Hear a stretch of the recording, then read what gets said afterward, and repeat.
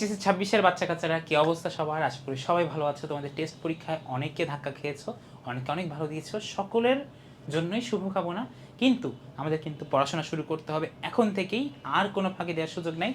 ইংরেজিতে সেকেন্ড পেপারের অপশনগুলো যে রিটেন আইটেমগুলো আছে এইগুলোর চলো একটা সাজেশন ভিডিও দেখে নিই। এই পিডিএফটাও আমি তোমাদের কমেন্ট বক্সে ম্যাটেরিয়ালে দিয়ে দিব। আমাদের কজ অ্যান্ড এফেক্টস প্যারাগ্রাফ বা অনেক টাইপের রিটেন আইটেম আছে কিন্তু। আমরা কম্পেয়ার, কন্ট্রাস্ট, লিস্টিং প্যারাগ্রাফ কোনটা লিখবো বা ফর্মাল লেটার, এগুলো কোনগুলো সবার আগে পড়তে হবে।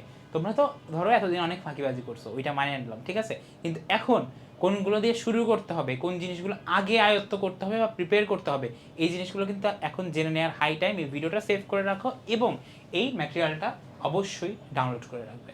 আচ্ছা, দেখে নিই চলো।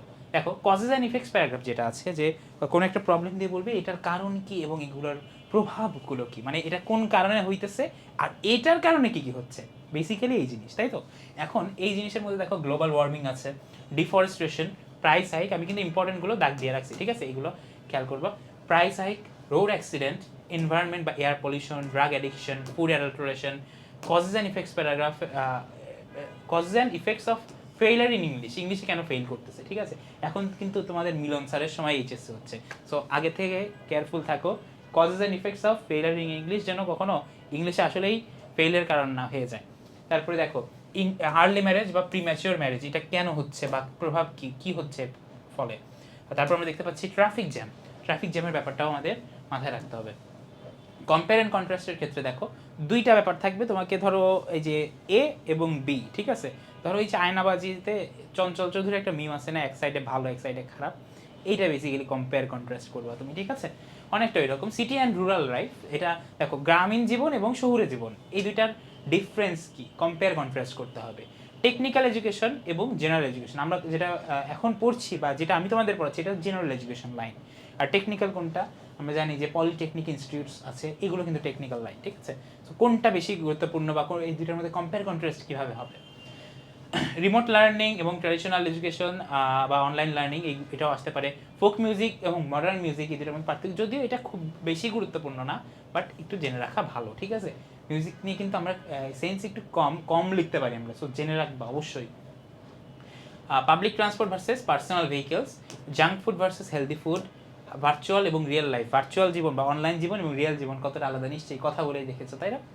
তারপরে দেখো স্কুল লাইফ এবং কলেজ লাইফ, অবশ্যই ফার ফার ডিফারেন্ট, তাই না। কলেজে কিন্তু প্রকৃত ফ্রেন্ড পাওয়া একটু কঠিন, হয় না যেমন না, বাট স্কুল ফ্রেন্ডরা আমাদের বন্ডিংটা কিন্তু অনেক ভালো ছিল, যদিও আমার স্কুল এবং কলেজে একই, মানে সেম জায়গা।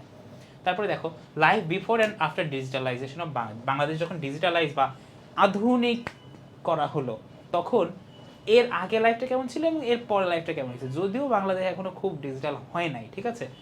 তারপরে দেখো রিনিউয়েবল এনার্জি ভার্সেস ফসিল ফিউয়েলস, ঠিক আছে। তারপরে ওয়ার্কিং ফ্রম হোম এবং ওয়ার্কিং ইন ওয়ান অফিস, ঠিক আছে, মানে অফিসে গিয়ে কাজ করে এবং বাসা থেকে রিমোট জব করা, দুইটার মধ্যে পার্থক্য বেসিক্যালি।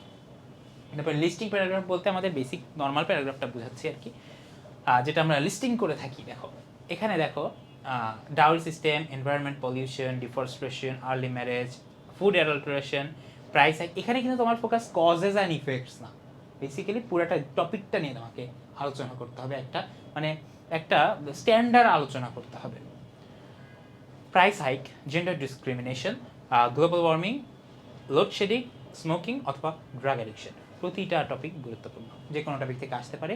বিগত বছরগুলোতে এইচএসসি এবং টপ কিছু কলেজের প্রশ্নেও কিন্তু এই টপিকগুলো বারবার রিপিট হতে আমরা দেখেছি। তো এই টপিকগুলো কিন্তু তোমাদের সবার আগে টপ 10 বানিয়ে দিয়েছে। ফর্মাল লেটারের ক্ষেত্রে দেখো ক্লাসরুমে মাল্টিমিডিয়া ফ্যাসিলিটিস দেওয়া, সেই জন্মের শুরু থেকে আমরা যতদিন থেকে লেটার লিখি ফর্মাল লেটার, তখন থেকেই কিন্তু ক্লাসরুমে মাল্টিমিডিয়া দেওয়া, লাইব্রেরি তৈরি করে দেওয়া, এই যে ইনক্রিজিং লাইব্রেরি ফ্যাসিলিটিস, দেখছো। তারপর দেখো রিলিফ ক্যাম্প, এটা একটা ফ্লাড এফেক্টেড এলাকায় রিলিফ ক্যাম্প তৈরি করা, এটার জন্য এটা কিন্তু ফর্মাল লেটার যে কোনো কাউকে তুমি লিখতে পারো, শুধু কলেজের প্রিন্সিপাল বা টিচারকে না, তুমি তোমার এসপিকে, তোমার ডিসিকে, তোমার এলাকার যে কোনো কি বলে কোনো থানার ওসিকেও লিখতে পারো ইভেন, তাই না।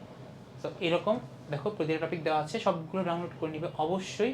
এবং দেখো সিন প্যাসেজের আমি আলাদা ফ্লো চার্টের জন্য যে প্যারাগ্রাফগুলো আমরা পড়বো তোমাদের বই থেকে, নেলসন ম্যান্ডেলা, অ্যারল সেন্স, তারপরে ড্রিমস, মেডিটেশন, ইকোট্যুরিজম, খুব গুরুত্বপূর্ণ ইকোট্যুরিজম, ঠিক আছে।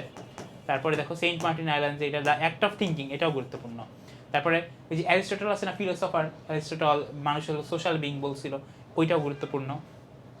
এই যে এখানে দেওয়া প্রতিটা টপিক একটু তুমি ভালো মতো দেখলেই তুমি বুঝবা যে এমসিকিউ এবং অ্যান্সারিং কোয়েশ্চেনের জন্য কোনগুলো গুরুত্বপূর্ণ, এইগুলোও কিন্তু তোমাদের আমি দিয়ে দিয়েছি। সিন প্যাসেজের একটা সাজেশনও তুমি পেয়ে যাও। পুরো ইংলিশের সকল টপিকের উপরে মোটামুটি তুমি একটা সাজেশন এইটাতে পেয়ে যাবা।